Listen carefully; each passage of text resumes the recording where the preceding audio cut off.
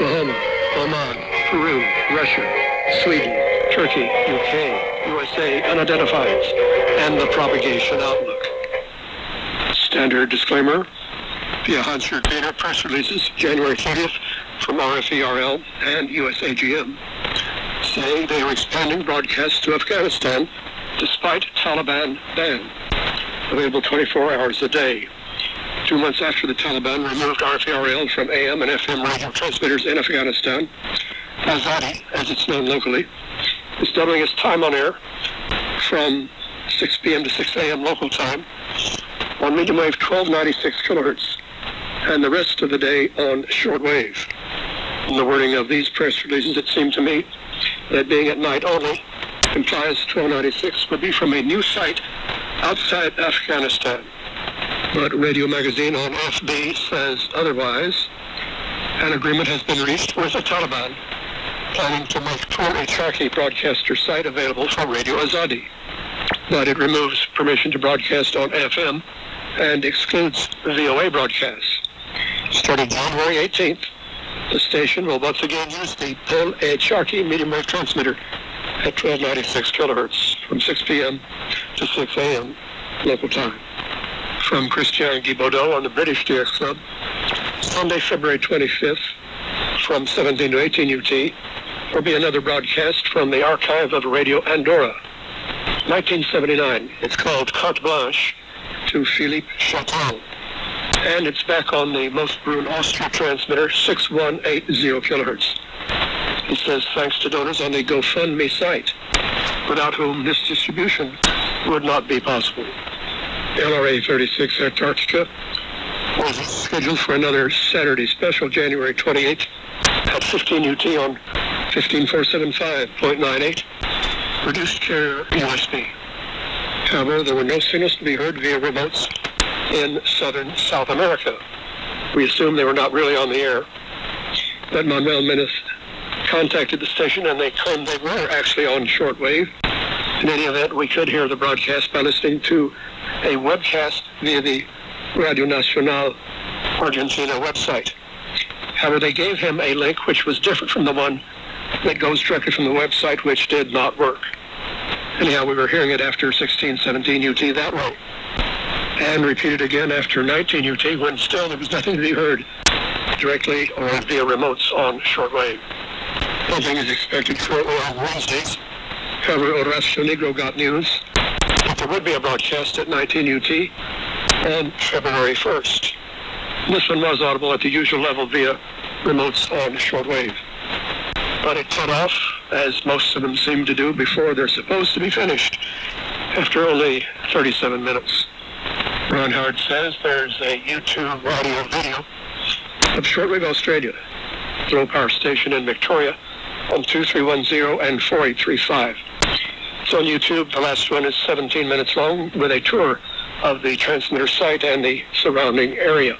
In fact, there are a number of such audio videos. The best way to find them on YouTube would be search on the operator's ham call sign, which is VK3ASE. Although we mentioned that Austria would be the transmitter site for another monthly, more or less, Andorra special, Bill Telford says one of the saddest aspects is that in its heyday, Radio Austria International was one of the best sources of relatively unbiased news about Southeast Europe and Austria, of course. It was on my regular listen list for that very reason. Brian Clark in New Zealand reports, on Sunday, 22 January, I heard Brazil's Radio Saturno on 6150.038 at 0750 UT, but I've not been able to hear it since. I suspected they might be on the air only on weekends. He first heard them in October of 2021. However, checking 6150 Saturday, 28 January at 0746, it was still missing, but there was a new signal on 6170.02. Not a European station, but it was, in fact, a new frequency for Radio Saturno, because it was in Portuguese, and eventually with an ID is heard not via Brazilian remotes, but one in Argentina. Then he found out that Brazilian DXers had first deployed the new frequency on 24 January.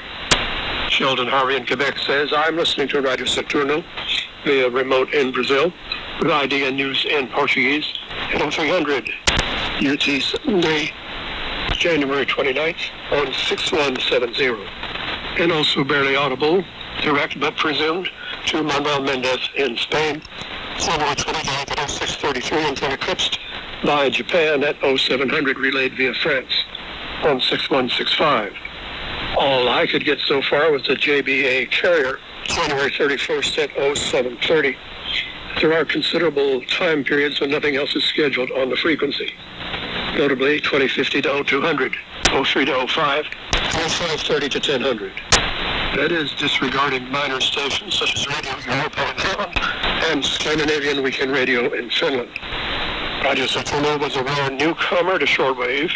It didn't even make it into the final WRTH 2022 on 6150, since Brian Clark first heard it on October 31st of 2021. It's a Belo Horizonte 92.3 FM station, which added shortwave. Fred Warnoff news from CBC. That former CBC journalist and producer, Michael Finley, died on January 31st, 1 week after he was randomly assaulted on Danforth Avenue in Toronto's East End. He was also a foreign correspondent and involved in programs such as Dispatches, The World at 6, and Sunday Morning. He had retired in 2010 after 31 years. Dan Robinson reports steadily increasing quality of signal from Brazzaville, Congo, as we move further into 2023. Noted January 28th with French news and IDs until shutdown at 1833 on that date, as heard via remotes in Switzerland. Something's always wrong at Radio Havana, Cuba.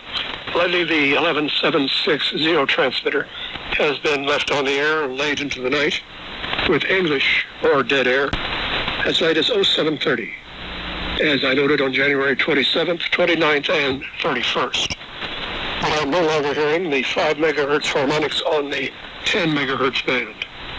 The solar cycle is warming up, but so far only one station is known to be active in broadcasting on the 11-meter band on 25800 WRMI in Denmark. It was being heard Sunday, January 29th, between 16 and 17 UT, by Andy Robbins in Michigan, Harold Trojan, Michigan, and Andy Reid in Ontario.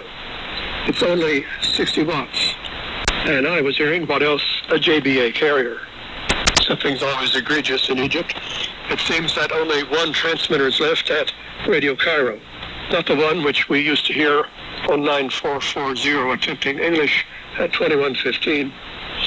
But Lucas Bandura reports 9900.19, January 29th at 2035 with Quran readings via remote in the UK with the usual distorted audio. It had been absent for a while.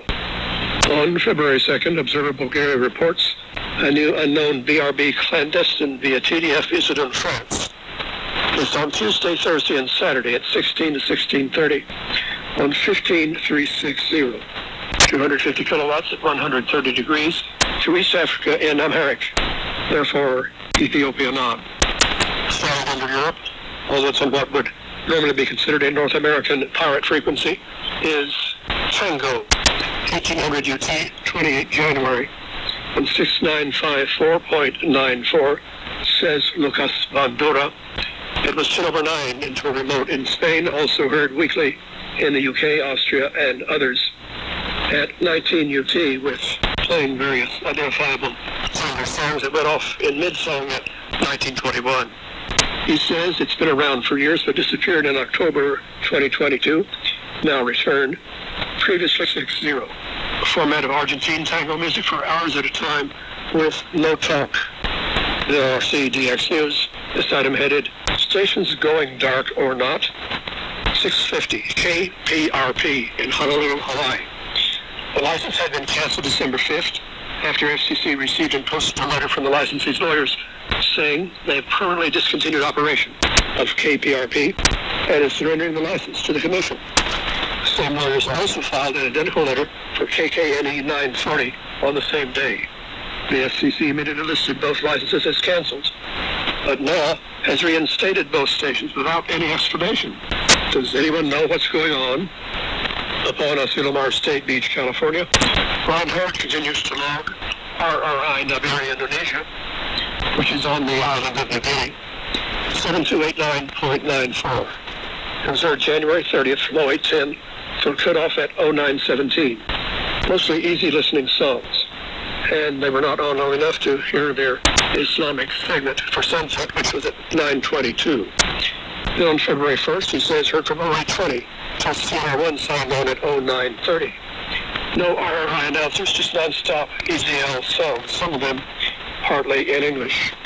There were Islamic-flavored songs starting at 0904, and the Islamic segment at 0913 to 924, the sunset prayer.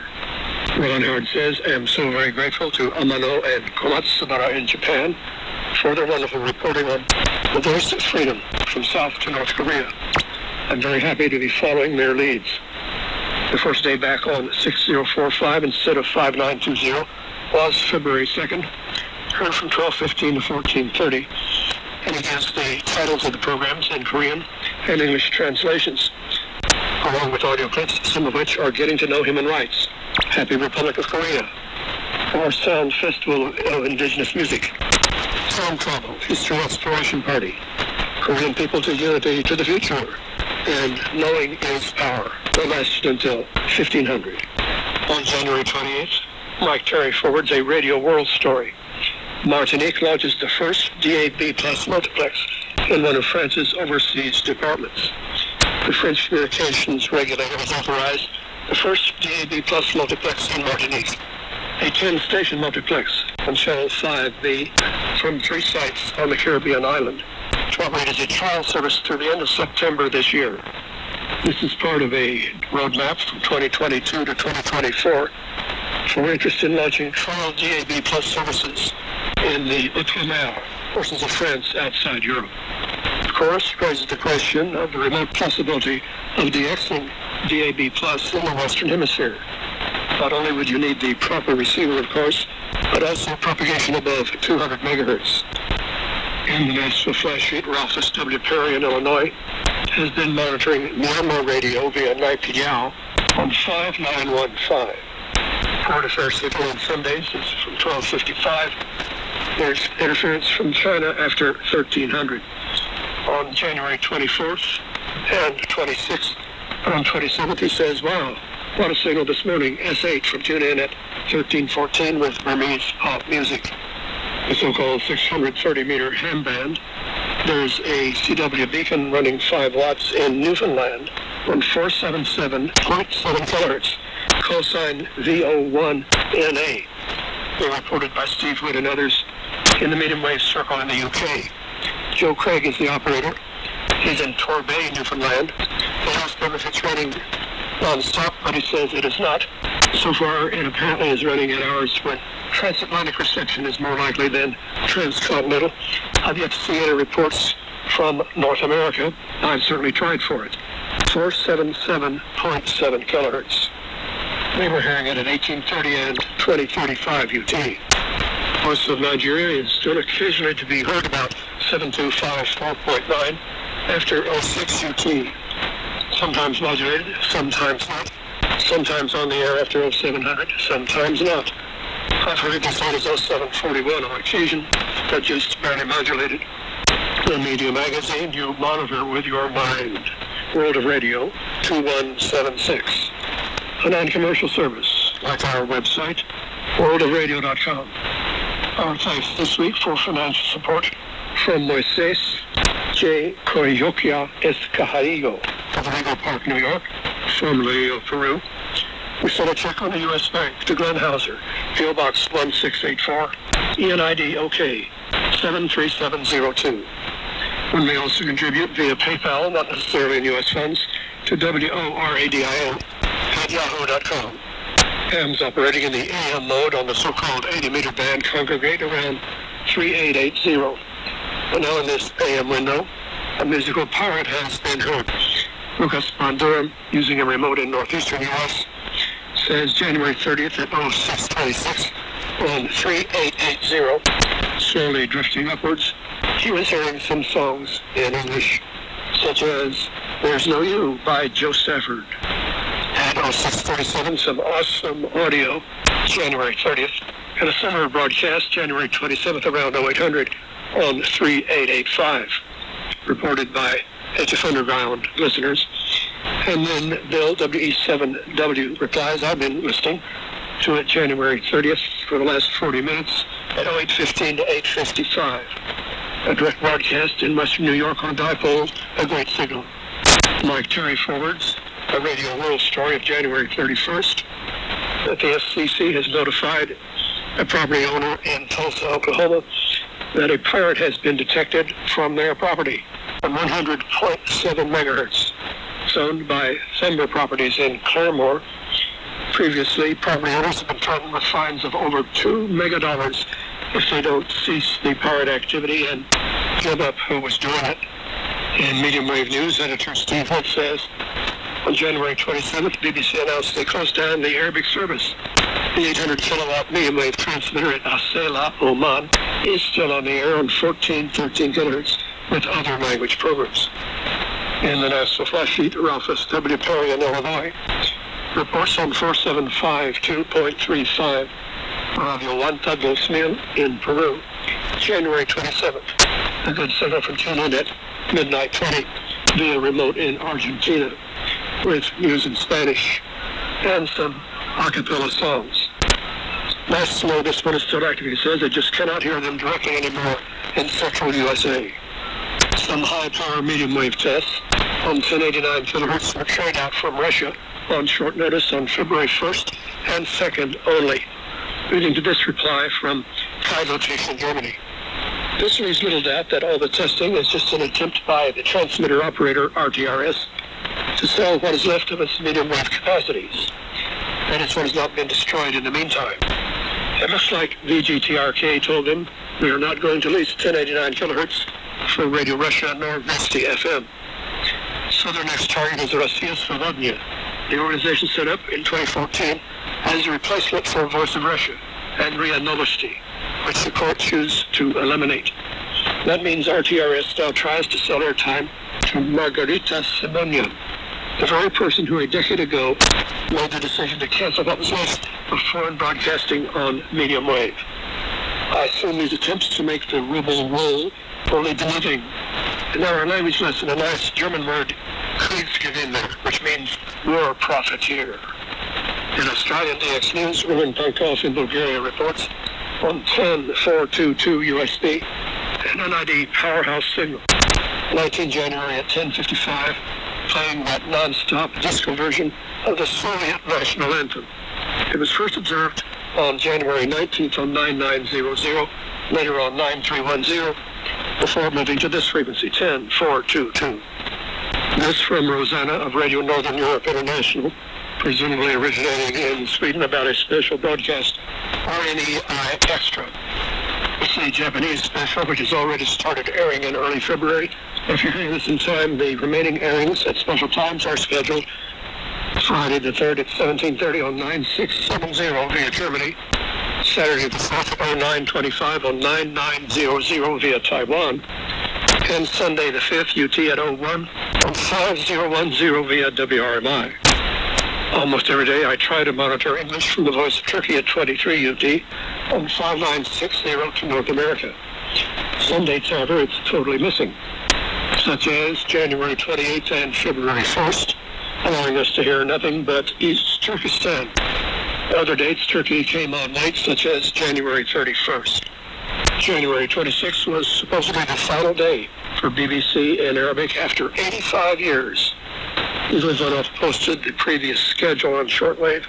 So the next day, January 27th, I tuned in at 17 UT for the UAE relay on 9585.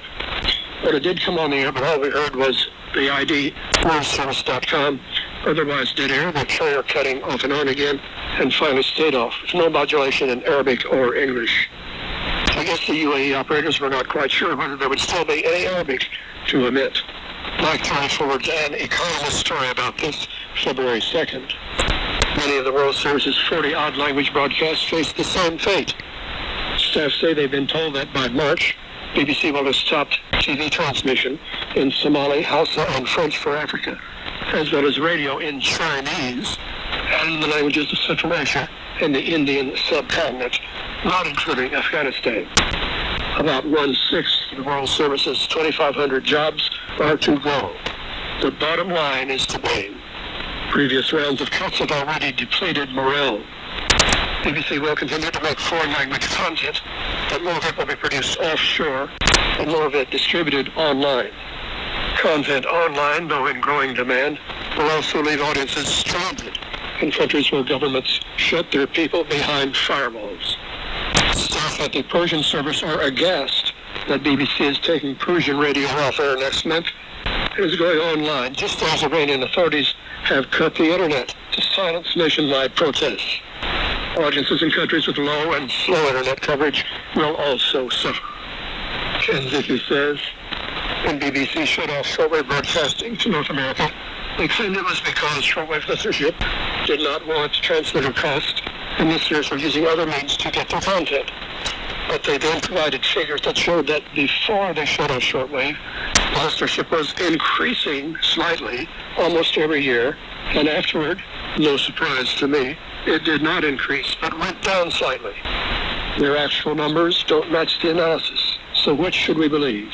Hello, chicken, have you met egg? As reported last week, Absolute Radio has turned off all its medium wave transmissions in Britain, including the dial-up on 1215 kilohertz. Now the experts over there and elsewhere using remotes in Europe are enjoying other signals on 1215. Notably, there's something from Spain and something from Italy. That would be Z100 in Milano. Further morale in Pennington forwards to the British DX Club. This news, Bauer may be fined for closing Absolute Radio medium wave service. Ofcom, the regulator, has written Bauer Radio, setting out the view that it assists to provide the national AM service, Absolute Radio, before the end of its license period, and it is appropriate to serve on Bauer Radio a notice revoking the license for this service. The license was most recently renewed for a period of 10 years from May 2021. And where Ofcom revokes a national license, it must require the license holder to pay it a financial penalty. Regarding World of Radio broadcasts via WRMI, thanks to Rick Martin in Arizona, who confirms that the Wednesday 10:30 broadcast on 5850 has now been replaced by something else. The newish Saturday broadcast at 22:30, however, is scheduled on 5850, but has not been appearing, only on the other frequency 15770. Now, we think that may have been rectified, so again, check for 5850, Saturday at 22:30. The other 5850 broadcast, which is aimed northwest across America, is UT Saturday at 0130. Further discussion about the viability of shortwave in the World of Radio group. Bill Telford says, a very real existential threat. Actors like HF traders who covet the spectrum for other uses. They are better funded by far than radio advocates, and while their effect on the usability of the bands is becoming undeniable, it would be difficult to make the case that they have no right to exist. Maintaining a healthy balance of private programming from the U.S. may now be more important than ever. For people who do use radios, listening to broadcasts from a country leave on with an impression, good or bad, about that country and the people in it. It's more important, not less, that the other sides of who Americans are be presented in all aspects of programming, at least cultural programming. I would like listeners in other countries to experience the U.S. as a complex blend of things, not always palatable, sometimes just awful, but also occasionally sublime. Ben Cobb of Experimental Radio News comments, the money in shortwave is in data transmission, especially for high-frequency trading, not analog voice. I imagine the FCC will label conventional shortwave broadcasting a legacy service, and that's a freeze on new license applications, pending regulatory changes toward an exclusivity regime that will limit the number of available new licenses to be auctioned. HFT proponents are lobbying FCC hard to issue them licenses ASAP before any such scenario materializes. As DPA Mac told FCC, after more than 2 years of review, the time for action on DPA Mac's proposal to construct an HF band station is now. The core mission of proposed stations is very likely not a new broadcast service, but private data communications, not intended for radio listeners, regardless of any perfunctory audio programming they may transmit. Stephen Luce says, Russia closed its last international shortwave services in 2014. I think that social media and the internet are more effective in spreading their viewpoint and influencing public perceptions and opinions. John Fillets replies, of course they are more effective. January 6th, pizza shop, child sex rings, QAnon, etc. are proof. Irrational conspiracy theories are also and still are spread by mass media outlets. Russia has found that using gullible sectors of our own media to mask itself as the source might be the most effective. The fact that our media is more open and free makes it easy for them. It also explains why they work so feverishly to close theirs. Via MediaMag.info, WNJC 1360 in New Jersey is on the air. The engineer, Duke Hammond, says, I'm hoping to keep it on till about February 7th. From midnight till 3 a.m. Eastern, we'll continue to run an omnidirectional DX test at 2 kilowatts. The last time to catch WNJC, if not forever. I'm intriguing on IDs from Ron Howard in California on 6300 USB, January 28th at 0730, reciting from the Quran. Someone has been doing this consistently for a long time now, but where is it coming from? 9340 USB, Mark Taylor in Wisconsin reporting on ID, January 28th at 1358, with contemporary dance music in Chinese, probably Mandarin, through the top of the hour. A pretty loud 4 kilohertz signal, quite a good signal at S5, but it went off abruptly in mid-song at 1407. He says, since it's in USB in the broadcast band and this strength, it's probably a North American pirate. As of February 2nd, Henry Mitch, N6HCM, says Universal Radio is taking orders now for the new World Radio TV Handbook 2023. More at WRTH.org. Via Richard Langley, spaceweather.com says, in a sign of strength of solar cycle 25, monthly sunspot counts just hit a 9-year high. Control suggests solar cycle 25 might soon surpass 24 en route to an unexpectedly strong solar maximum next year. The monthly sunspot number of 144 in January was only percentage points away from topping the previous solar cycle. 24 was peaked in February 2014 with a monthly value of 146. Propagation outlook from SWPC. Geomagnetic field expected to range from quiet to active levels. And TNS is peaking at 15 and 4 on February 9th. And before and after that date, 12 and 4. Solar flux rising from 135 February 3rd to a peak of 155 February 10th to 13th, and down to 125 by February 24th. Thus concludes World of Radio 2176. With thanks to our contributors and stations, Glenn Hauser, inviting you to hear me again next week with a standard disclaimer.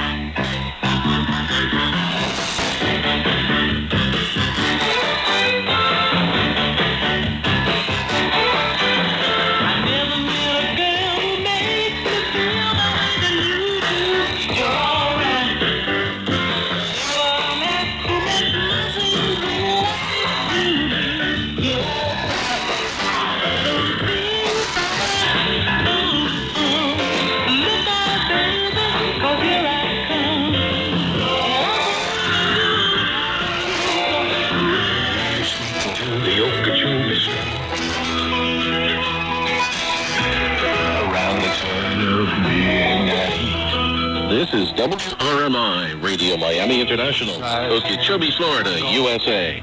Contact us at info@WRMI.net. Visit us on the web at www.WRMI.net. All the small trees